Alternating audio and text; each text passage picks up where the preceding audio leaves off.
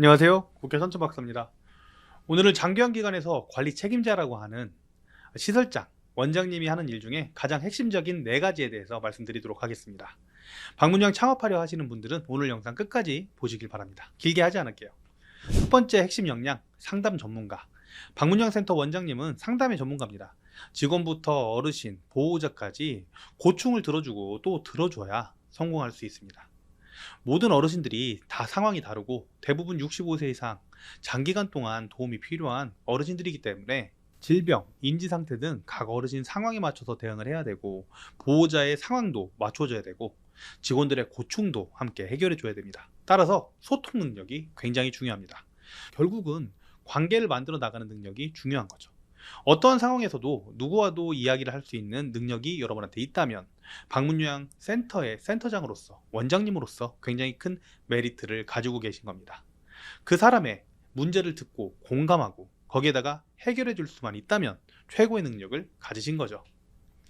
두 번째 핵심 역량, 사례 관리의 전문가. 원장님은 사례 관리 전문가이기도 합니다. 사례 관리라 함은 어르신의 욕구, 보호자 욕구를 충족하기 위해서 욕구에 맞추어서 요양보호사 선생님들도 적절한 분을 연결을 하고 또 우리가 할 수 없는 서비스는 다른 연계기관, 요양원 주간보호센터 같은 연계기관에 보호자의 현재 상황에 맞추어서 서비스를 제안하는 등 한마디로 어떤 분석가의 역할을 하신다고 보시면 되겠습니다. 하나하나 사례를 쌓아가는 거죠. 따라서 분석 능력과 컨설팅 능력이 일부 요구되는 직군이라고 보시면 됩니다. 그런데 여러 어르신들의 다양한 욕구를 파악하고 대응하려면 어떻게 해야 될까요? 정말 중요한 것이 습득 능력이 있어야 한다는 것이고요. 또 공부하려고 하는 여러분의 의지도 있어야 합니다.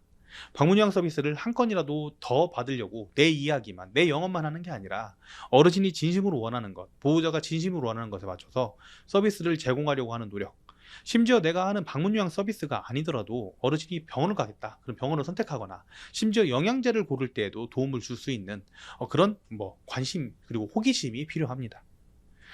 세 번째, 시설장으로서의 핵심 역량, 인사회계 등 경영관리자. 방문요양 사업은 일반적인 다른 사업과는 다르게 소급자와 방문요양보호사 선생님을 1대1로 매칭을 합니다.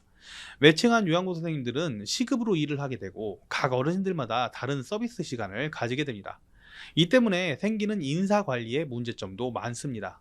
또 방문요양센터는 오픈 초기부터 장기요양 재무회계 규칙을 따라서 예산을 작성하고 예산대로 업무를 진행해야 해서 회계 업무에도 빠삭해야 합니다.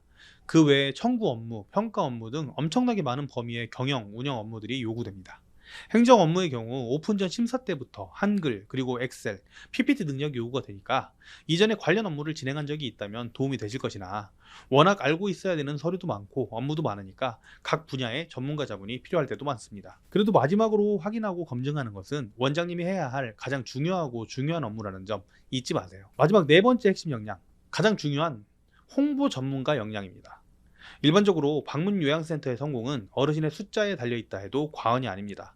따라서 방문요양센터의 관리 책임자인 원장님은 홍보의 전문가가 되셔야 됩니다. 온라인 마케팅, 네이버 블로그, 유튜브, 인스타, 밴드, 오프라인 마케팅, 홍보지, 현수막, 아파트 광고, 온 오프라인 모두 뛰어난 홍보 전문가가 되셔야 됩니다. 그리고 또 이 어르신들을 방문요양센터의 고객으로 만들 수 있는 능력도 있어야 하죠. 그래야 인정받은 원장님, 성공한 대표님이 되실 수 있습니다. 오늘 이 영상에서는 가장 중요한 핵심 역량 4가지만 설명을 드렸는데요. 어떠세요? 생각보다 굵직굵직한 그런 역량들이 많죠? 이 중요한 역량 중에 여러분이 부족한 부분이 있다고 해서 포기하지 마세요. 세상에는 내가 못하는 부분을 채워줄 회사나 자문단이 많이 있으니까요. 만약 찾기 어려우신 경우 국회와 무료 컨설팅을 이용하시면 저희가 친절하게 알려드릴게요. 고정 댓글에 방법 알려드리겠습니다. 끝까지 시청해주셔서 감사드리고요. 저는 국회의원 천천박사였습니다. 물러가겠습니다. 감사합니다.